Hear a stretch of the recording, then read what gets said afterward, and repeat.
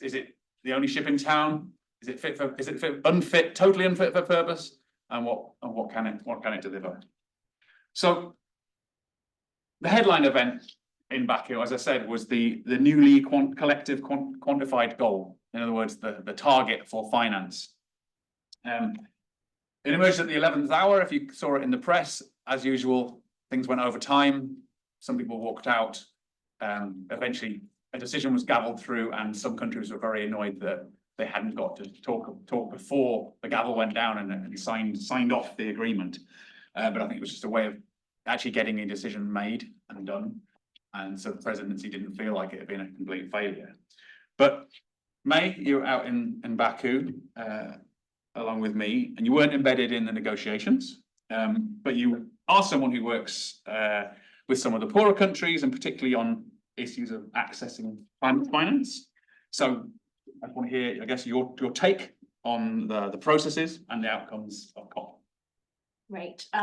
So thanks everyone for having me. My name is May, and I guess I can talk a little bit about our agenda, but first a little bit background about myself. I'm from Myanmar, which is a least developed country. And so I really care about the LDC position because that is my own personal take and my lived experience. So at IIED, there's a team of us that is promoting the locally led adaptation agenda. And there's also a team of us that are very involved in negotiations and supporting LDC countries in putting forward their perspective. So, so my take on it is that we have this number now, 300 billion. And what do I think? It's not really enough. And the reason, going back to the climate justice context, least developed countries and SIDS have contributed very little to carbon emissions, but I think it goes beyond that. Our countries, because of colonial legacies, have been fragmented. Our societies are divided along ethnic lines. Our lands have been divided based on different colonial concepts of resource allocation. And so in my country now, currently, we are a fragile country. We are a conflict-affected country in Myanmar. And a lot of it is because of colonial legacies, and our institutions are really on their knees, crippled because of the colonial legacies, and our society is also very fragmented. So when we talk about this number, it's really not enough because we need the money to restore some of these institutions that have broken down. And we can't even establish a track record of being good on the books to receive the money and be accountable because we just don't have the institutions to prove this track record of being fiscally responsible or having spaces for civic engagement. So yeah, I think we can talk more later about the number and the expectations of LDCs, but this is what we're dealing with, the colonial context, and the number itself is something that we're focusing on, but it's not enough because of the historical background that we have. Thank you. Yannis, I'll move over to you and ask, I mean, at the basic level, here's the economist, the hardcore economist in the group. What is climate finance? You know, what counts as climate finance? Do we know? Yeah, thanks. Before I do that, I just want to follow up on the issue about climate justice, because it's very important when we are talking about the economics of climate finance. So if we go back to 1992, it was recognized that in the context of this negotiation that we're having in COP, it's very important to take into account that there are differentiated responsibilities and capabilities. And in that context, it was recognized that there are more historical emissions from the global north and climate vulnerability is much higher in the global south. The colonial legacies have not been recognized, basically, which is a big problem. But despite the fact that at least this aspect has been recognized, which means that there is a recognition of the climate debt that the global north has to the global south. We're still in the process whereby we have climate finance that is mostly in the form of loans, not in the form of grants. If you're going to deal with the climate debt problem and these historical responsibilities, you need to have grant-based finance. So when we look at the finance that is discussed in COPs, we have basically three types of finance that is under this umbrella. So we have public bilateral finance. This includes aid, which can be in the form of grants, but there's a problem that I'm going to highlight in a bit. There is money that's provided by development bilateral banks, which in many cases is in the form of loans. Then when we look at the second category, which is public multilateral finance, you have there multilateral banks like IFC, which is the bank of the World Bank. You have multilateral climate funds, which provide grants, but multilateral banks basically have a key role. And again, we are talking about loans. And finally, we have the other category, which I think is extremely problematic, which is mobilized private finance. And it's very difficult, first of all, to define what is mobilized private finance. The second question is, does this make sense? Is it useful for countries in the global south? So these are the three categories. Now, what are the problems apart from this issue that we have with grants versus loans? One general problem is that most of it is about mitigation, not so much about adaptation. This is not in line with the fact that vulnerabilities are higher in the global south. Second, nobody can agree on what is new and additional finance, because the idea is that this finance is on top of the existing finance that is provided to developing countries. And then we have that when you look at the OECD report that is published every year in order to provide information about these numbers, there is always a kind of a much bigger number than what people say that is the actual number, because it has to do with the way you define climate finance. And new and additional finance is part of that. So if you use as a base year 2009, you will get a very different result compared to the case in which you use a base year that is different than 2009. And then we have this problem that nobody actually knows what is additional. The problem with that is that then we have that some aid that would go, let's say, for health or education, might go to climate in order to satisfy this target. So at the end of the day, what do we have? Nothing, because we don't have additional finance that is provided from developed countries. Then, second question, how do we define climate? There are two definitions, and one says that if the project is 100% about climate, then it's fine, it's a climate project. But there's another category whereby if there is a significant contribution to a climate target, then we can count this as finance. And then the question is, what is the proportion of this project that will be counted as climate finance? And you can find people, countries that have 50%, others 30%. There's no agreement on how exactly we do that. Then we have this issue about non-concessional finance. So in the numbers, we see the loans that are given to countries. In many cases, loans mean that you have also an interest. If it is concessional, the interest rate will be lower. Instead of giving the number where it refers to this difference between the market interest rate and the interest rate that is lower than that, we have the whole number which refers to the value of loans. And people say, come on, this is not actually something that global north countries contribute to in terms of climate finance. And I will finish with two other quick issues. One is that if you look at the projects, in many cases, countries do the following. They provide the finance, and then there is an expectation that the private company, let's say in France or in the UK, will be part of the project. So the money actually goes back to the countries. So you give the money, and then they say, okay, but you have to work with these people in the private sector. And again, you have to adjust if you're going to be serious. And finally, the big issue, which is the mobilized private finance, has to do with the agenda about de-risking. Everyone is talking about de-risking climate finance. We have everywhere austerity. We cannot use public debt, but we can use public resources that then can mobilize by de-risking projects for the private sector a lot of finance. And it's not happening, but there are always promises about that. One problem that exists with this is that if you're going to de-risk, you can use the multilateral banks of the World Bank, that provide some finance, let's say some guarantees to the private investors. But you also expect, I mean, the global north countries expect that governments in the global south will also provide some guarantees. So you use the public resources in order to make this happen. And again, this means that actually there is a loss for these countries. Do we report this in this number? No. So when you look into these details, you really realize that there's something very little in terms of the amount that is provided that is in line with the concept of climate debt. Thank you. That's really useful. And the debt issue was really dominant going into the COP, and then during the COP, it was slowly and steadily removed from all the texts by certain parties, not just from the global north. I might add, there are certain countries in the global south who hold a lot of that debt.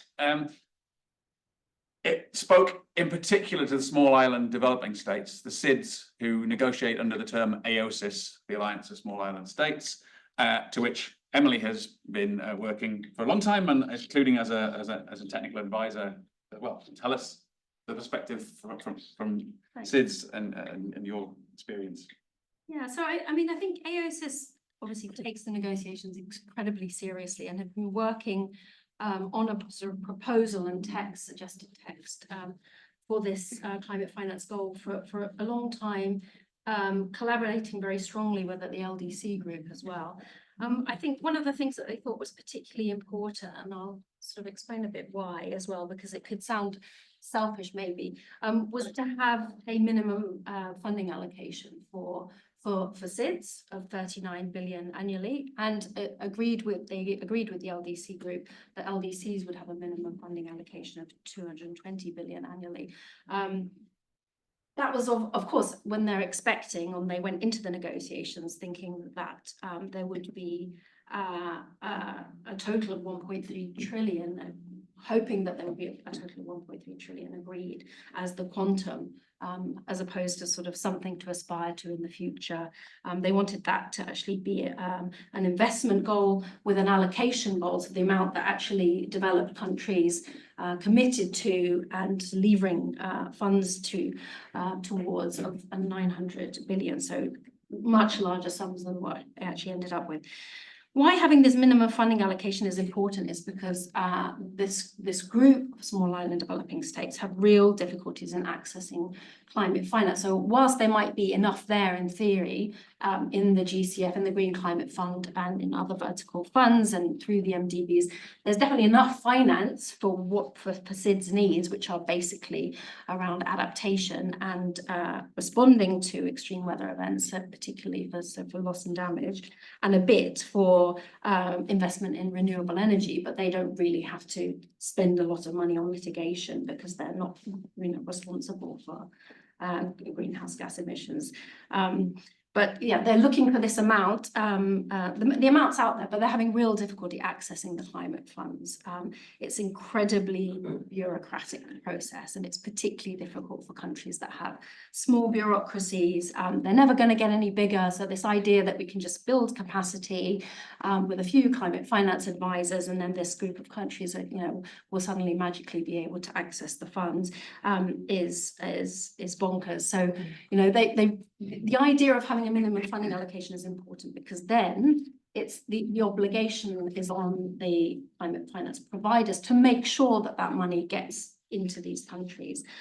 So there'll be a lot more attention will then be placed on issues around access and different modalities and conditionalities and so on. And some of the things that they have difficulties with in putting together proposals is demonstrating a climate rationale, so a bit to the point of what the sort of the additionality is, demonstrating in an adaptation project that what you're doing is not just development, but it's climate resilient development. You need quite a lot of data for that, probably data which they don't have, or which is very expensive to collect. So that's just one of the problems in accessing climate finance.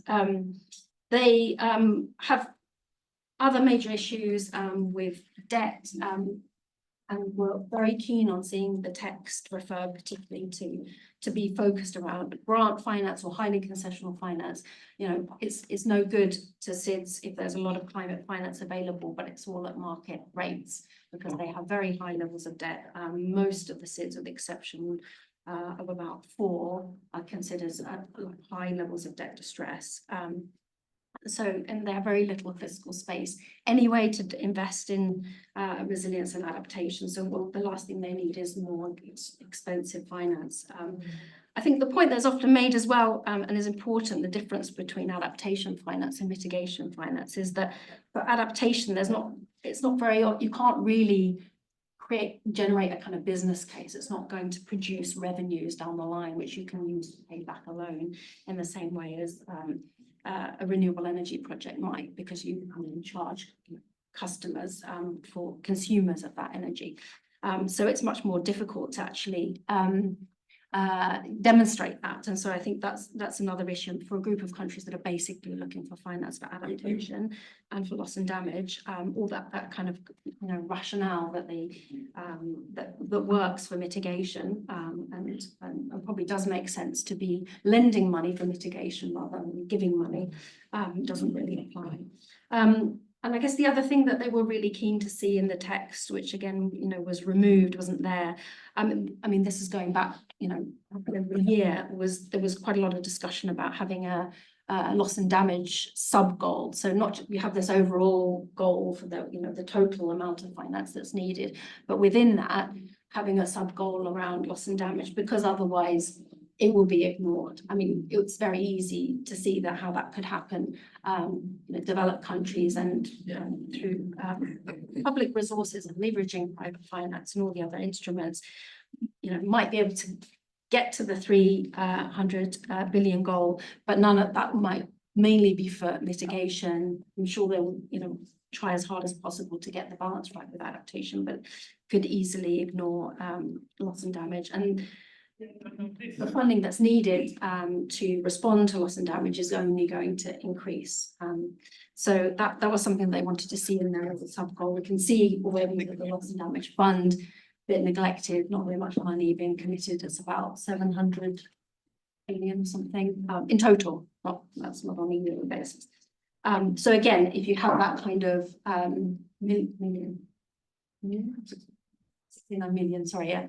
If you have that a sort of sub goal in there, again, that it helps to kind of drive some of the commitment in that direction. If you don't have any sort of goal in there at all, it can be very easily ignored. So I think I'll stop there. But those are the kind of key things that the AOSIS group wanted to see. I think all of them got removed, and that mission got.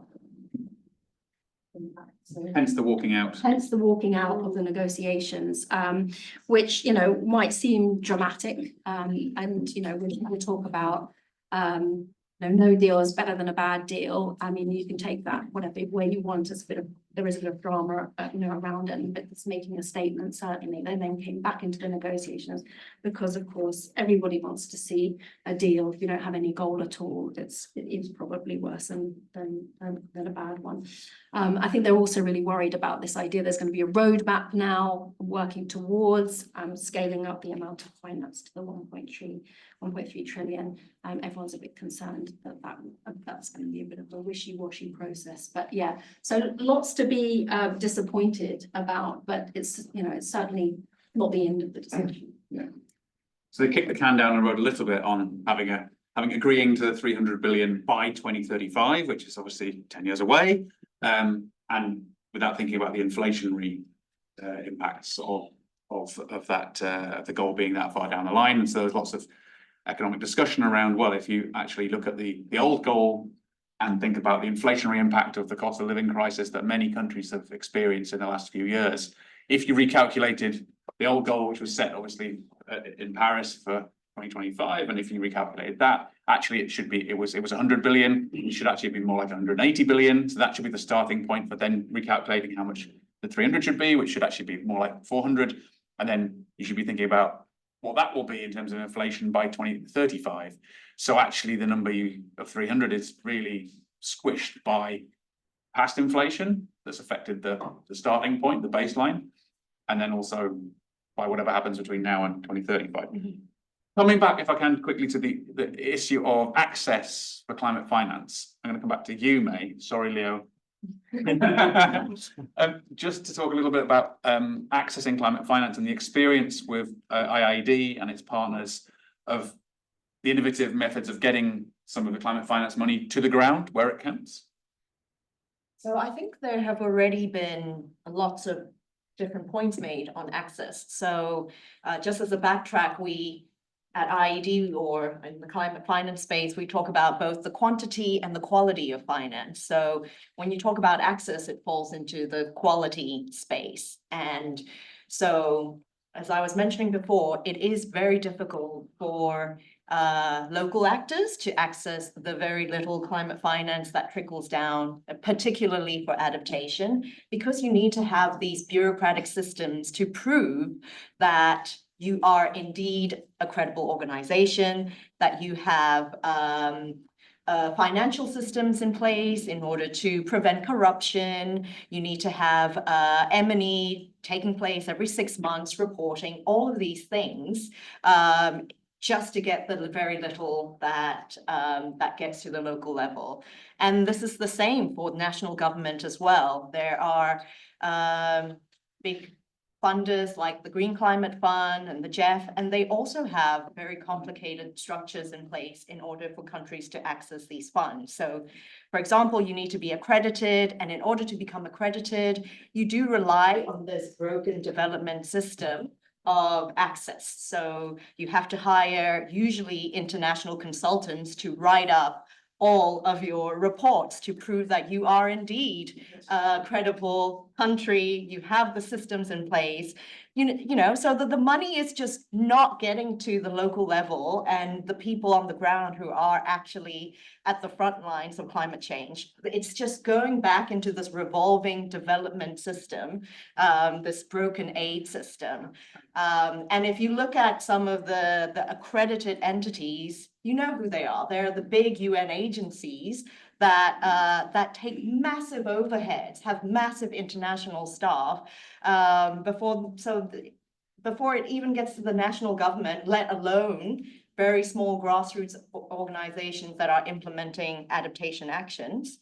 That money gets shaved off. So some of the work that we are doing with climate funders is trying to work through these bottlenecks of the bureaucracy, trying to have more of a streamlined common approach to reporting, for example, indicators, ways of channeling the funding. But this is a drop in the bucket. The money that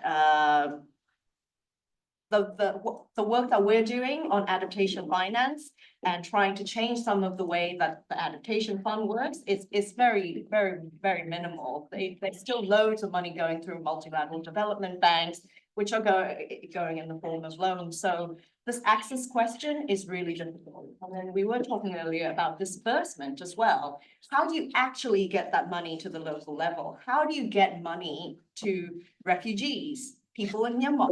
It's really, really difficult when you don't have credible banking systems in the country. So going back to my previous point about you need to have a track record. You need to establish that you are a country that is has banking systems in place that you can prove over time that are not at risk of corruption. But if you don't, if the country is already at war or if in a fragile state, it's really hard to have that track record so that you can continue to have funds coming in year after year. One of the, I'd say slightly brighter spots, having had lots of fights, particularly from the countries of the global north, about the division between global north and global south in the negotiations. So you have essentially a split division of the world as it was in 1992. So OECD countries in 1992 and the G77 and China, which is the rest of almost, other than the post-Soviet bloc, is, you know, the rest of the world. And questions around whether this is appropriate given the emerging economies that have grown since then and their dominance. And one of the fights, even since the Copenhagen Declaration, has been how to engage India and China in particular, but also Mexico, Russia, South Africa.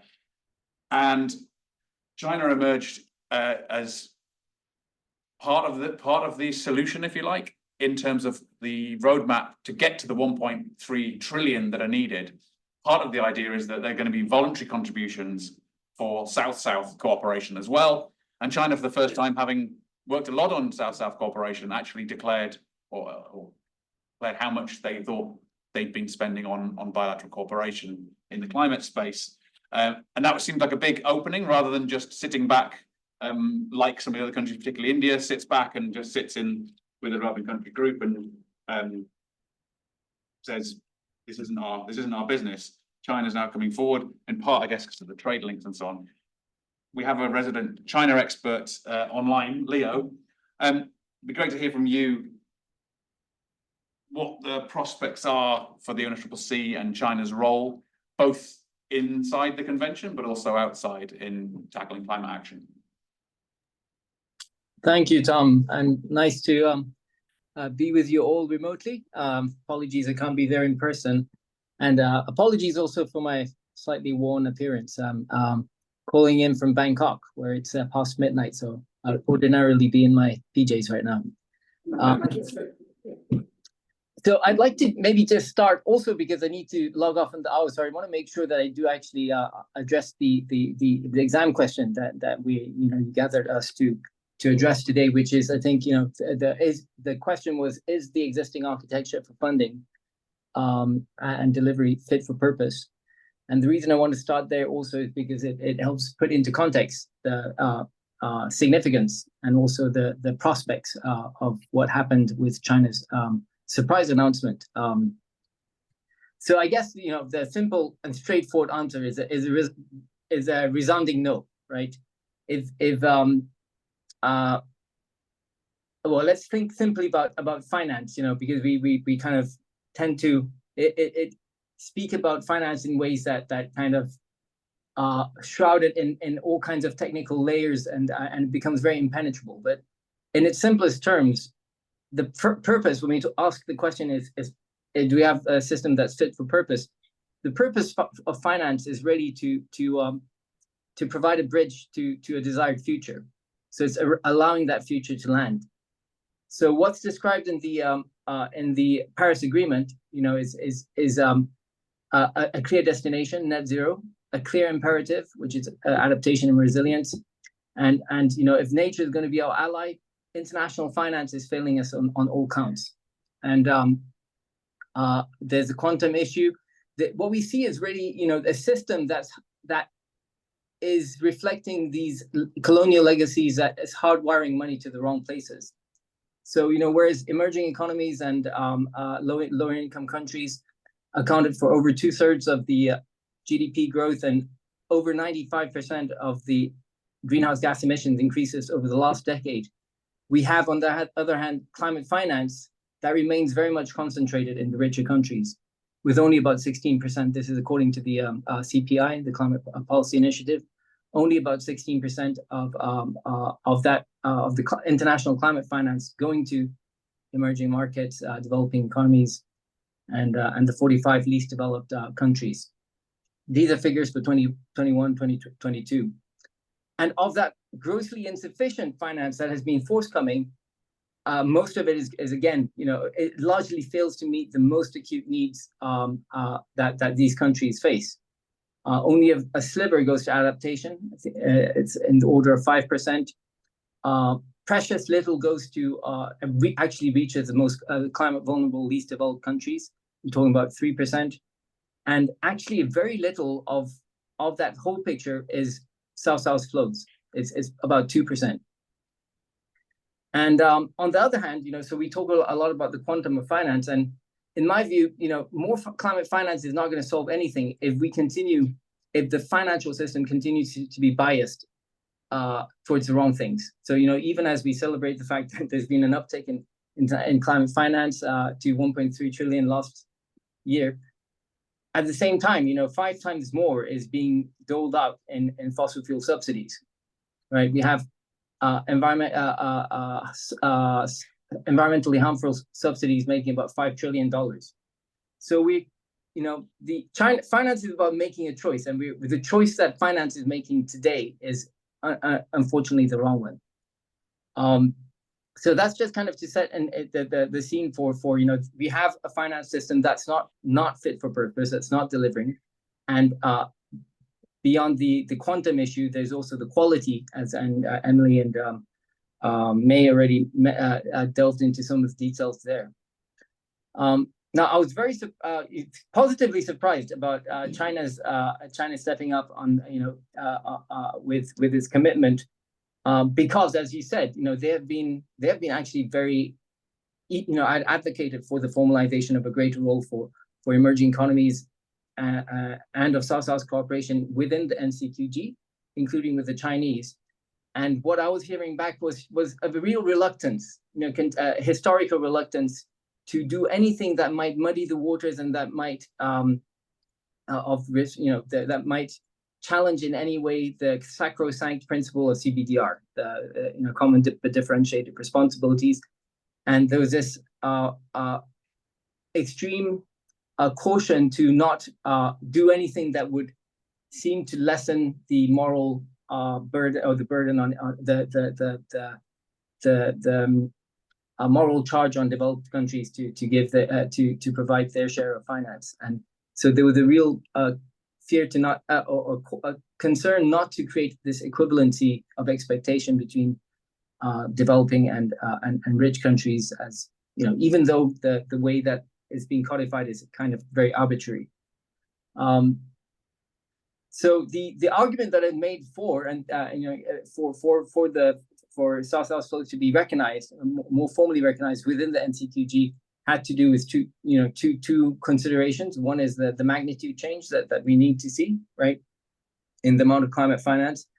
But the other equally important issue, in my view, is that SOAS flows provide the opportunity to address some of these structural biases in the existing climate finance. And there's a possibility for financing that's better targeted and more responsive to the needs of developing countries that originate from developing countries. So the significance, so it's good, it's great news that China stepped up.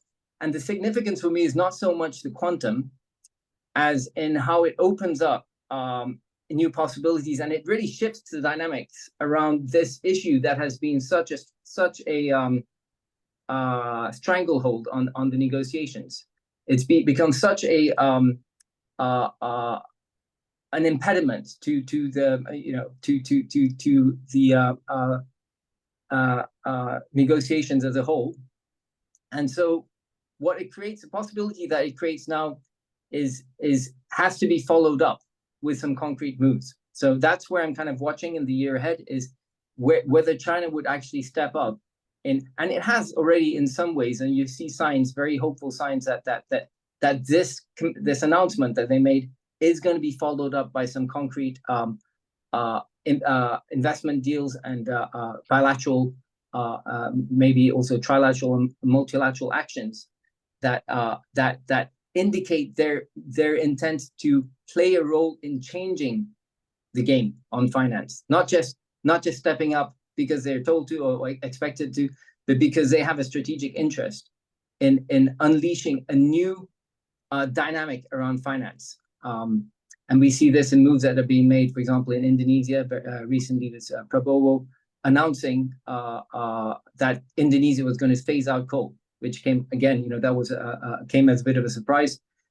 I believe strongly that they would not have had the confidence to do that without the backing of the Chinese financing. That they already had a big deal last year, totaling about $54 billion, which is almost 3 times as much as the jet fees. And this year, in the latest visit, they had again an additional financing deal on the back of that.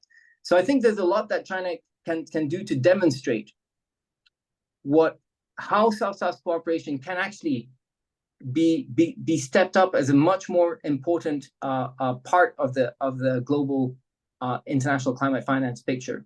And I think that if we give greater play to South-South flows and provide a template, which I'm hopeful that China will start to do, for how that can be unlock partnership for economic transitions beyond just, the north-south dynamics that we've had that have been problematic in many ways, then I think it can really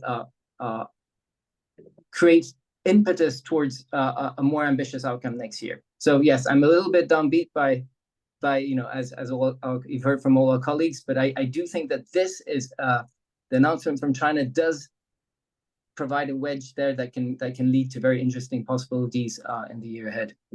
Fine, I'm going to cut you off talking about that, but also allow you to speak a little bit about the deal on carbon markets. So this was quite significant as well for all the debates around carbon markets and the agreement to allow international carbon transfers from the Paris Agreement in 2015 still isn't operational because the rulebook hadn't been agreed, and it was signed off at the very beginning of COP.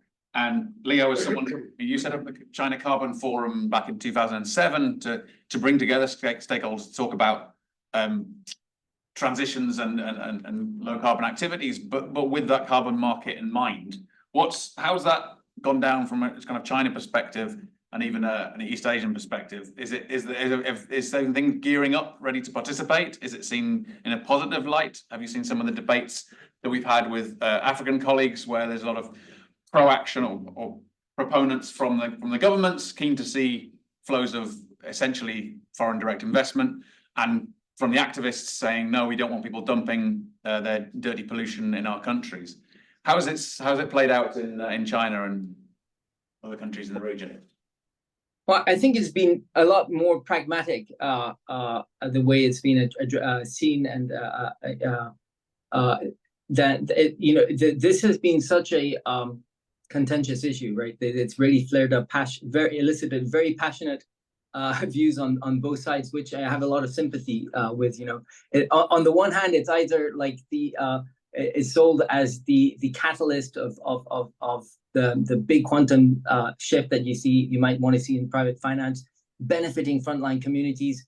On the other hand, if you do it wrong, right, it can really become a mechanism for weakening action and letting countries off the hook from making meaningful emissions cuts, and in the process undermine trust in emissions reductions efforts and the Paris Agreement. So it's a knife edge between two wildly different possibilities, and the key is how they're structured, right? So I think a lot of the devil is in the detail, and ensuring integrity is going to be key.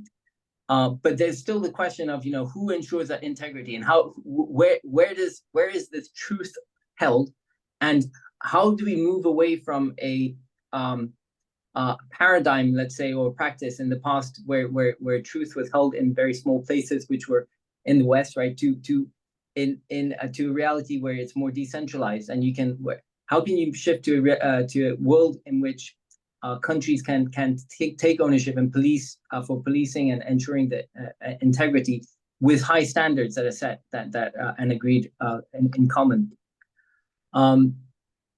So I think it's not a panacea, and China's had its experience with CDM and which were quite I think they're doing their own carbon markets, right? They have now the largest carbon market in the world. The fact that there are many countries, so China had South-South cooperation deals with over 50 countries, climate cooperation deals, and many of these actually have provisions in there, like in Thailand, for example. We have a provision, we have a conditional NDC, right? So we do so much on our own steam, and with international cooperation, increase our ambition. And so there is room there. I think there is room to bring carbon markets into play in a way that could lead to greater ambition. And so I think that's something that there's interest from many parts to look at that, both from the Chinese side and from a lot of the, in Thailand. Thailand was the first country to issue an ITMO, internationally transferable mitigation option, which is a trading of carbon credit under the Paris Agreement rules. Made the deal with Switzerland, but nothing would stop. I think there are new possibilities that open up thanks to the agreement at COP29. And the devil is in the detail. A lot of these details will have to be addressed or ironed out in the year ahead. But I wouldn't get too hung up on. I definitely don't think, the carbon markets is going to is not the dog. It's definitely the tail. It may have an important contribution. It's one of the tools, right? And I think we need to look at how we can use all the tools that the Paris Agreement provides. And the most important, by the way, article on finances is 2.1c, which is about basically recognizing that the finance agenda for delivering Paris is not about increasing climate finance. It's about aligning financial systems with the goals of the Paris Agreement. So it's kind of transforming finance rather than increasing climate finance. And so that's, I think, the ultimate, barometer that I'm kind of tracking is that one. That's a really good place for us to, and thanks for the devil's in detail. No. It's a good place for us to ask Yannis, really, from that kind of architectural you've written on kind of financial architectures and climate justice. How can we make that transition of existing financial systems so they're more climate aligned rather than it being all about how much money there is in a pot that can fund projects? Yeah, I think it's basically both. It's about transforming finance, reallocating finance, and we need also additional finance because we need to make more investment, because we need more resilient systems. We need to create energy systems that are green. And so I think it's both. But I think the point that you made about the carbon bias is very important. So for instance, we had done some work with Greenpeace a few years ago, showing that if you look at the quantitative easing programs of central banks, and I'm referring to the Bank of England and the European Central Bank, there was a very clear carbon bias because they support quite a lot of fossil fuel companies. And then you're saying you have governments in these countries that have commitments about net zero, and at the same time you have central banks that basically undermine that. And when we're talking about climate targets and additional green finance, I think and Leo is very right on that, we forget that there's so much finance that's going to the wrong direction. If we reallocate that, it would make a big difference. And the numbers are different depending on what is happening with dirty finance. We can have a specific amount of green finance, but if dirty finance is high, then you don't achieve the targets. So it's very important to talk about that. But since I'm the economist in the room, I would like to talk about money creation, because money creation is a big issue that economists try not to propose changes in money creation, but I think that's the political problem that we have with this, because if we're going to have more finance, we really need to understand how money is created. And because the stories that we get from economists are always like, you cannot create money in order to support investment because this is going to create inflation, it's going to create high public debts. But think about COVID-19. We had a big crisis. Which countries were in the position to create money in order to support the economies? Basically the US and some countries, the UK, of course, countries in Europe, the global north, basically. And then you look at the money that was created in the global south, and they were not in the position to do the same. But the money was created very quickly, and money nowadays is created by central banks, the commercial banks. So if we're going to finance this process, and we agree that we're going to achieve some climate targets, and we need additional finance, we can do that. But the reason why we don't do that is because politically it is not accepted. So in principle, someone could say that we can create this money and support climate mitigation and adaptation in the global south. This is why I think that it's necessary to rethink the whole process. Instead of just trying to find money from all these small contributions that companies can make, we need to think big and say, there is a climate debt. We can create money in the global north to change that, to support climate adaptation, loss and damages. And I have written about the idea of having a climate justice facility whereby money should be created in the global north in order to support the global south in the context of climate debt. Of course, this is very far from where the negotiations are right now. But at least from a more conceptual point of view, if we are serious about climate debt, this is one way to deal with that. Instead of having the money is created only basically in the global north to support the global north. Now, this is difficult politically. But another issue that is a little bit less difficult, perhaps, is this discussion about debt. Because if we think about the issue is that there's no willingness to use, first of all, taxes to support the financing of climate adaptation and loss of damage in the global south. This would be one way to do that. It is necessary. But there's also this idea that we don't want to create more more debt in Germany because it will be bad for the German economy. But if you look at what is going to happen in the long run, in any case, with climate, we are going to spend overall much more because of loss and damages, because of spending on climate adaptation. So all public debt in global north is going to go up. So instead of saying, let's increase, if necessary, public debt right now, and also give a lot of this money to the global south in order to address the problem globally, because before it is too late, we have that everyone is talking about the fact that we don't want to have more public debt because it's going to create financial problems. So this is one issue, the issue about the horizon. Of course, there's a political reason behind that, because you need this argument in order to say that no countries cannot spend more money, both the global north and the global south, using their deficits. So who is going to save this? The countries, the private sector, who has a lot of money. There are many rich people who are have their money in institutional investors, and then these institutional investors and hedge funds say we are going to save the world. So you give a lot of power to this because you use this narrative. So in my view, we really need to change that narrative. It's very difficult politically, but it's the only way to be serious about what we can do. Thank you. I'm going to do two things. One is to remind people online that they can post questions in the Q&A section. And the other is to let Leo get into his pajamas, because I promised him only an hour. Thanks very much, Leo, for joining us. Thank you, everyone. I'm so sorry to miss the Q&A. It's usually my favorite part, but I do have an early start tomorrow. But very nice to meet you all. Enjoy the rest of the seminar.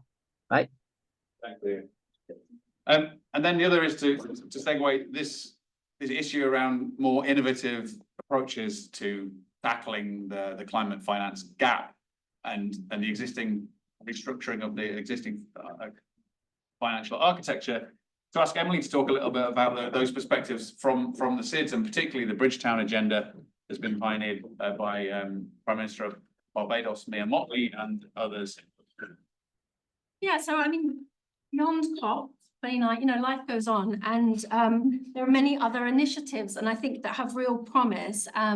Even outside of the UN system, and I think this is really important that that actually there's been perhaps more progress and more sort of kind of radical ideas, but certainly kind of moving the agenda forward. A bit more of a kind of structural level going on through the Bridgetown Initiative is one. There are other initiatives, the Paris Pact for People and Planet is another, but Bridgetown I'm particularly interested in because it was brought forward by Prime Minister of Barbados, named after the capital of Barbados, Bridgetown. It's now in its third iteration and it's already achieved some wins. I mean, there are things that were set out in the first round of the Bridgetown Initiative around, for example, what they call climate resilient debt clauses or pause clauses. Basically, if there's a shock, you can, if it's agreed in advance, it's written into your debt contract, you don't have to carry on paying back the interest when you're recovering from that extreme event. It's understood by the creditor, the credit rating agencies get it, they don't downgrade the country, so you're not penalised in anything. It's kind of a no-brainer. It's a small thing in terms of debt relief, and basically the critique is kind of kicks the can down the road a bit. You're still going to pay back the debt, but they're now being offered by a number of the bilateral donors and MDBs, and the aim is to really scale it up so it's in all debt clauses with governments, with sovereign states. So tick for the Bridgetown Initiative already as something that kind of got off the ground because there was a good push behind it. The leadership from Mia Mottley on the global stage around this, reforming the international financial system has been really impressive. And she talks about, just to kind of take a kind of slightly broader step from that very specific instrument, I mean, she talks about needing to reform these institutions, these Bretton Woods institutions that were set up at the end of the Second World War, when most developing countries didn't exist. colonies, including almost all of the smaller states.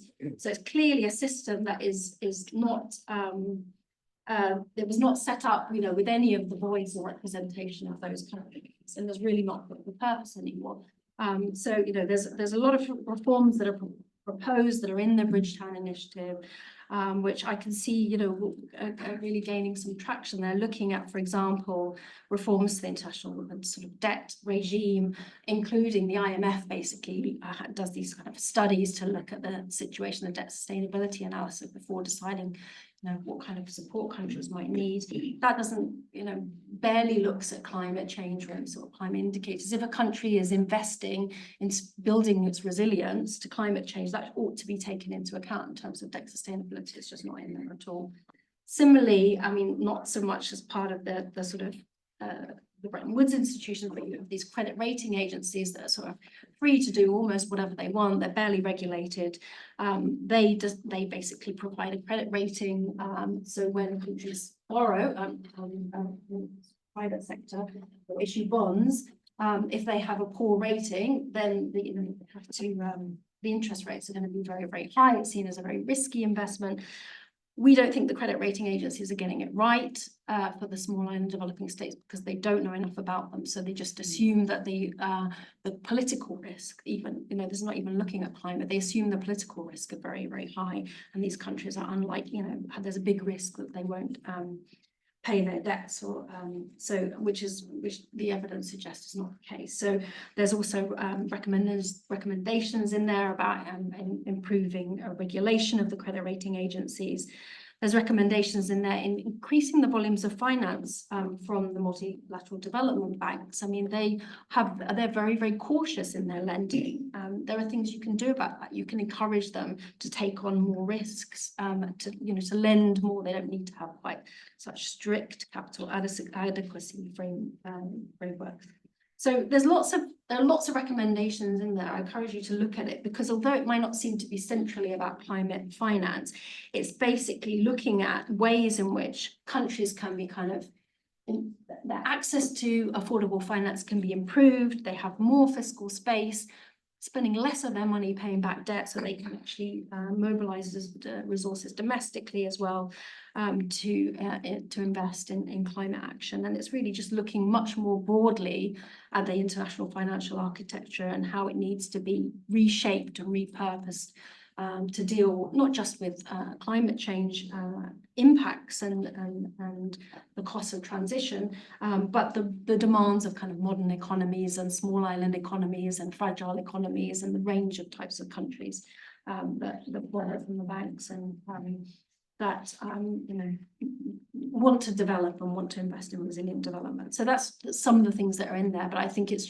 it's really encouraging to see that there are initiatives that can be taken forward, propelled by countries of the global south. This is not an idea that comes from the UK or the World Bank. So that these are the kind of initiatives that other developing countries can really get behind, and there's very huge support. And is my personal hero. And yeah, and maybe the next UN Secretary General. Watch out for her. Thank you. I'm conscious that we leave some time for for some questions or comments. Please keep them brief, and if you would like to address them to one of the panelists, please make that clear as well. Any thoughts and comments from the floor or online?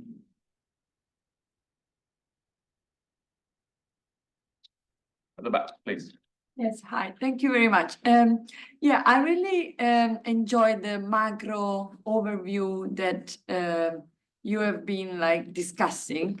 I was wondering whether we have another seminar in the other room about social movement and civil society, and I know that you've been in Baku last week, so I was wondering if there is any if you could tell us a little bit about if there is any linkages with more of a micro grassroots or bottom-up approach, because what I'm reading in the, I'm a political economist with macro, which try all the time to merge these micro bridges, and there is a disconnect in my view about the macro discussion about global finance and the role of the state for green industrial policies. And then there is, the literature that focuses on the unionism, mostly in the global north, or like social movements, indigenous community in the global south. But they don't kind of speak to each other. So I was wondering whether you could tell us a bit. I mean, if you make, at least like if you know someone who does, Sure. who links this. Firstly, in terms of the activism, I think activism at the COP, increasingly it's, very constrained, like a bit like SOAS, less back in the day. But back in the day, disrupting lectures was what you did at SOAS, not so much anymore. In a similar way, actually having protests that disrupt the actual convention itself, not so much anymore. It did happen previously. Now it's very much like, here's your space to do your activism and generally antagonize and annoy, but it's like quite constrained. That's not to say, but this goes for all attempts to influence the negotiations. This is the worst place to do it, Baku. It's doing it beforehand. It's having bilateral relationships, providing advice, support, having that either constructive dialogue or destructive dialogue, right? So making a voice in your country to and in regions to push certain issues.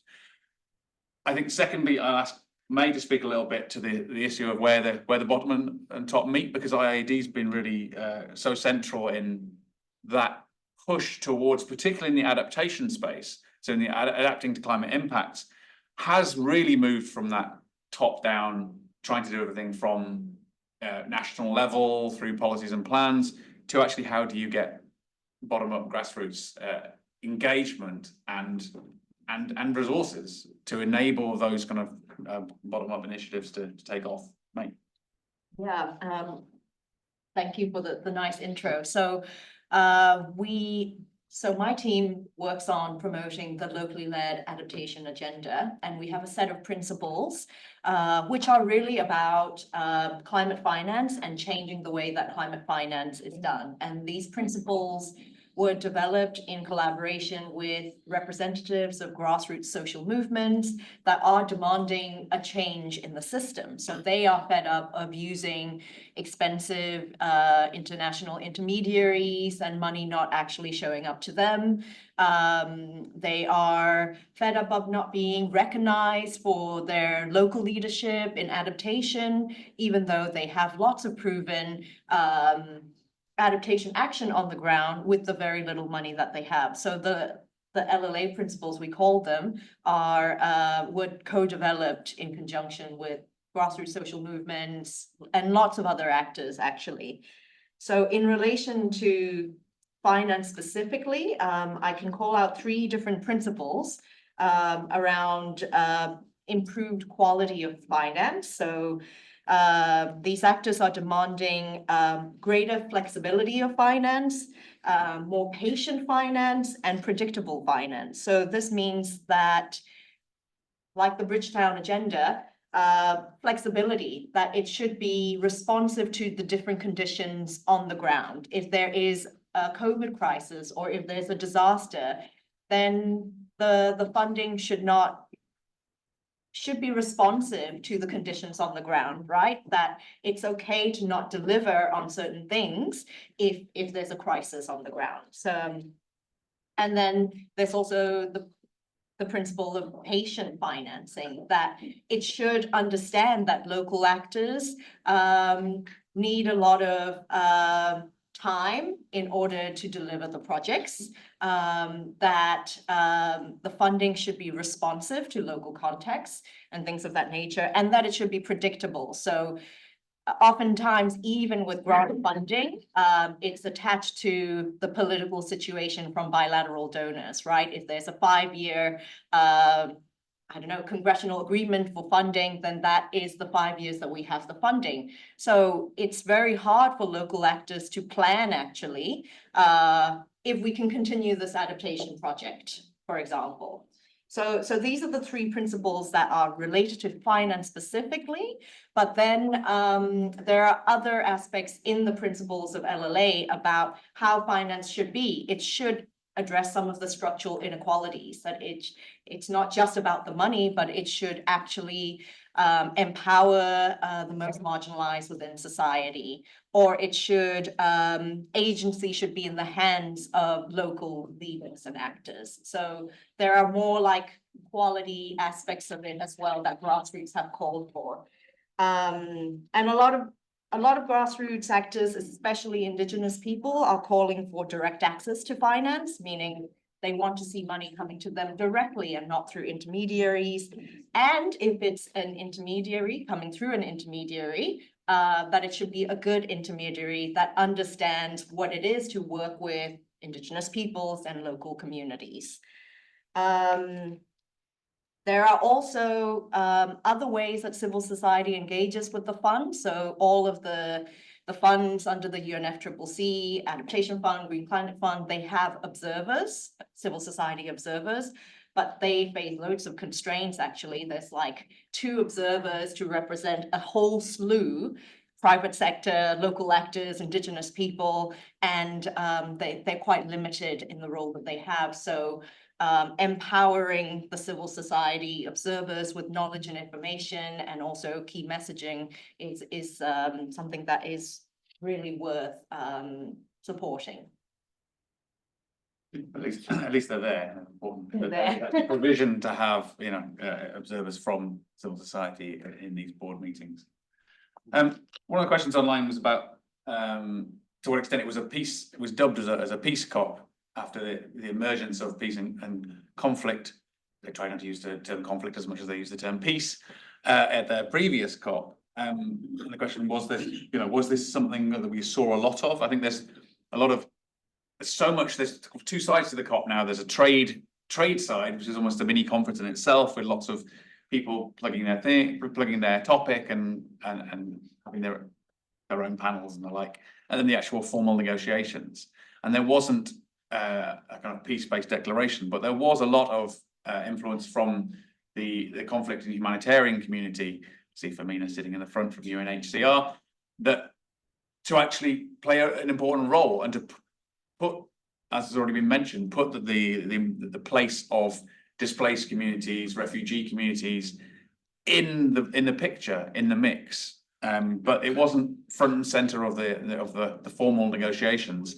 And of course, there was so much that was dropped from the text around climate finance that it definitely didn't make the cut. Far too contentious to say we should give money to refugees, and we can't even say we should give money to the LDCs and the SIDS, right? You can't even. It's all the, you know, non-developed countries and the developed countries. Is still that divide. So it's yeah, this where the money should go kind of plays out later on, and often when the funding flows get called out for having not delivered to, as they are now, not delivering to the places that have even regions of fragility, even if the overall state has capacity. There's areas that aren't getting the money where it's most needed. Any more from the floor? Yes, please, Jonathan. Or is that, Philomena, is yours related? It's that, but I can come in after. Jonathan's probably is as well.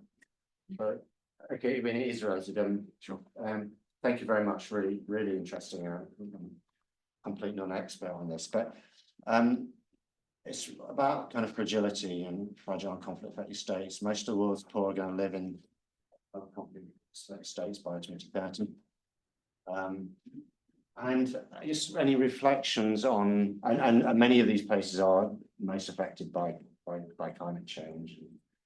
Afghanistan, Myanmar, Sudan. What is the discussion about how to engage in those kinds of contexts? Because potentially huge influxes of money, if they haven't materialized, you know, if it goes into the political marketplace, it can be destabilizing. It can lead to spoils politics. Governments may not have the capacities to handle that. You know, what is the discussion around fragility and climate finance? Thanks. We'll start with you. All right. I actually feel that the the conversations around fragility and climate finance have been very weak because it's like a problem that people cannot seem to resolve, mainly because of the risks associated with channeling finance to Myanmar, for example. There was no Myanmar delegation at the COP this year. And I honestly don't know what the conversation how the conversation will progress, because it has to be around taking the risk and then channeling money to conflict affected states. But then who do you channel money to, right? Who is the government? And that's a real big challenge. And so, for example, in Myanmar, if you channel through the military junta, then that is not going to go for climate change. If you channel to civil society organizations or international NGOs, then they have a lot of trouble trying to actually get money to the ground, because how much every single transaction is so monitored. So I don't think we have a solution. And that's just like a blind spot on how to deal with climate change in conflict affected states. But I feel there is hope, because I think philanthropies that are more willing to take a risk can work with local organizations, civil society, church groups, religious groups to assist with humanitarian aid and maybe not so much climate stuff. And that space, that space is definitely opening up. The humanitarian system and its relationship with climate, something Emily's worked on too. Yeah, no, I was going to agree. I agree very much. I mean, I think it's the complexity hasn't really been kind of thought through properly, I think, in the climate space and negotiations, because it's still very much the level of discussion. These countries are not getting enough climate finance. That's a problem, but it hasn't kind of moved on to well, specifically, through which channels or what are the delivery kind of mechanisms that could work best. Is it really a question of not getting enough climate finance, or actually, how it's accessed and used? So I think it's still kind of in the wrong place, in my personal opinion. Where I do see that there may be an opening for a more sort of appropriate mechanism and discussion is actually through the loss and damage fund, because there I get the impression that there is a sort of willingness to look at cash transfers using social protection schemes to channel resources. And I know that there are limitations of those schemes in conflict affected areas, but still the idea that, if you work on making that sort of the delivery channel better, and if you've got one there, and that could be, without all the money going into an international organization, if you've got a social protection system that's being supported by an international organization, or even World Bank, in place, that's one way of thinking about how to get money. So I know that people who are keen on cash transfers, looking very closely at the operational mechanisms for the loss and damage fund. So I think, I see that as a slightly more nuanced discussion, actually, than around. I mean, chance for you to come in. Yeah, thanks. Actually, Emily referred to the point I was going to raise around cash transfers and thinking about how that could be the kind of last mile link, if you like. So just a few things. I'm from UNHCR, the UN Refugee Agency, and from our perspective, I think one of the big challenges is making sure that refugees and displaced people are actually included in these conversations and that actually have a voice in the discussions. And that's very much something that we've been focusing on, and I know working with ODI as well, and with lots of other partners. Last week we published the No Escape report, and I think it was actually published within the auspices of ODI or together with ODI. On the cash transfer point, I think that's a really interesting one, because we have a lot of experience in delivering cash assistance to refugees and displaced people in conflict affected areas. And the majority of the assistance that we deliver is through bank accounts, mobile money accounts, digital wallets. It's through the financial system. And I think there are big benefits to be gained there when you're looking at promoting financial inclusion. So you're not just looking at the delivery of the actual assistance, but you're looking kind of a little bit wider than that. And I think, what you were saying about, May, about, avoiding having the intermediary, from our perspective, it's not that the money necessarily has to come through UNHCR, But it's rather that, are there systems that we know about or that we've been able to help implement that then can be used in the climate context? Because refugees and displaced people really are, on the front lines of climate change and are going to continue to be among the most severely affected. Look at the clock. Any more questions in the room? Sure. Well, the front end, Nick, you had your hand up first, I think so. Sorry. I just want to ask, in terms of the sort of Baku to Berlin pledge suddenly sort of thrown in at the end with the 1.3 trillion. I mean, who actually is tasked with sort of taking any responsibility for that, or is it just something that's sort of thrown out there? And then sort of also connect with that in terms of what are the government's responsibility if any of that is sort of really within the UN secretariat in terms of who does take responsibility for matching all that money, or again, is it just a sort of goal that's put out there and then all the various sort of donors underneath will be giving it in a mixed match way with no particular coordination? I can give you a simple answer to the first. If the presidency troikas, so the previous, the current, and the next set of governments work together on these kind of roadmaps. So they'll be working towards Berlin and whoever pledges to host the next COP, which is in Western Europe. So Australia. the chat was Australia, but I saw something the other day that said it was Western Europe. We're going to take their turn. Turkey and Australia. Okay, Turkey and Australia. So they do that, and there'll be as part of the decision text, there will be like a reporting frame to create reports. So mostly that will come from the OECD doing a summary of climate finance because it's basically, ex-OECD club in 1992. That's where that information will probably be collated and then passed through to the Secretariat. How it's done so, under what rules and who declares what the additionality is. We know that the UK government's reaction, for example, to a target not being, I think expectation was, it might be 200 billion, it might be 250, it might be 300. There's no extra money, right? So it's about how much of the existing aid budget, which has already been effectively halved, is going to be retagged or repackaged as climate. And if so, what is going to miss out? What's the consequence of this is that some areas of the existing ODA spend are going to get reduced. So that's why there's flexibility in the rules around what counts, basically to allow a little bit of fudging of the figures, which obviously people are calling out as well. Yes. But I would say that there's also the issue of how you achieve this target, and the idea is that you have to rely primarily on the private sector. And I mean, what I see is that de-risking is very much now at the core of these discussions, in the sense that, as you said, there's a limited amount of public finance. But then the idea is that you can use this finance to provide, let's say, guarantees to the private sector, and then the private sector will come in and will invest a lot of money based on this guarantee.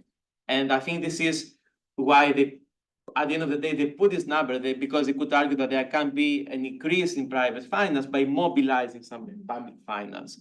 And when you look at the track record of this agenda over the last 10 years or so, I mean, it's pretty bad. The de-risking agenda of the World Bank and IMF, it hasn't been successful.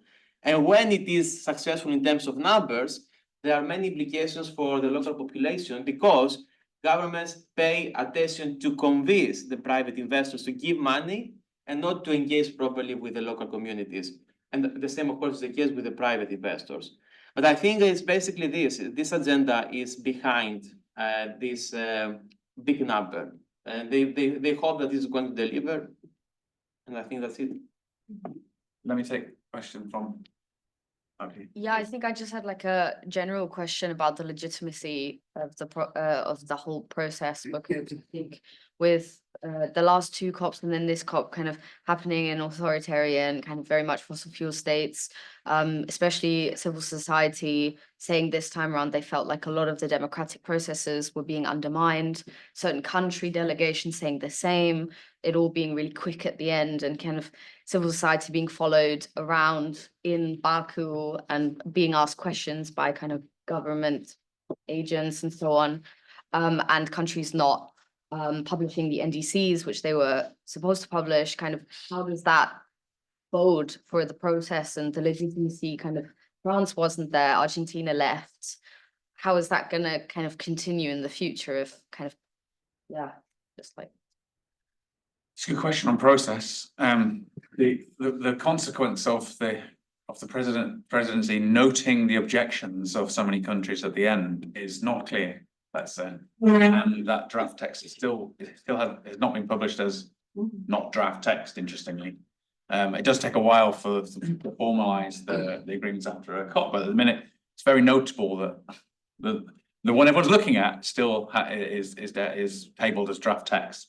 So it may well be that there's a lot of discussion, negotiations going on in the background about it. In terms of the legitimization of the COP process, it's a big bone of contention, because the argument is, do you bring in the fossil fuel producing countries into the debate by having them hosting, or is it does it bode badly for that process? I think in Baku it felt quite constrained, and we saw a lot of, as I say, there was a lot of overt fossil fuel influence and covert as well.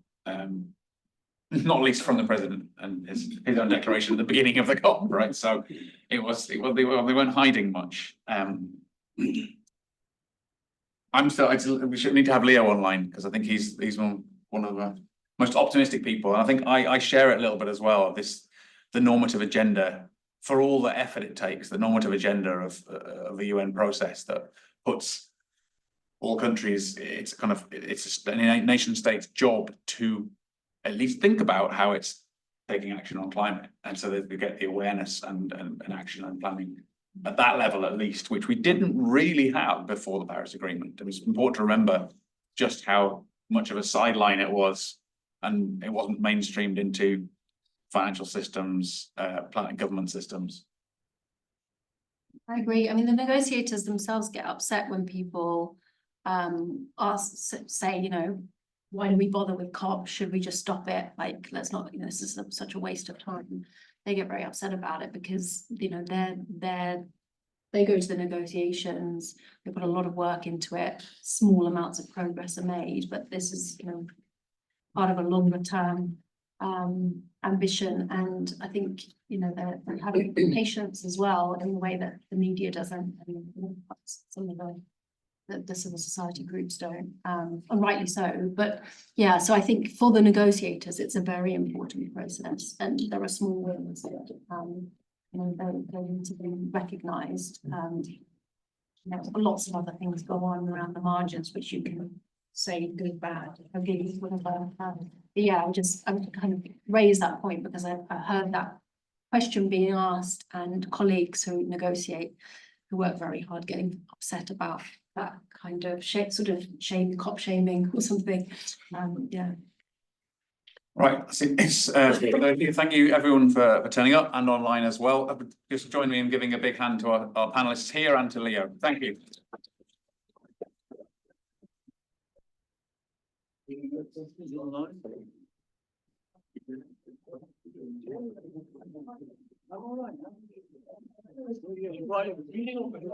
Yeah,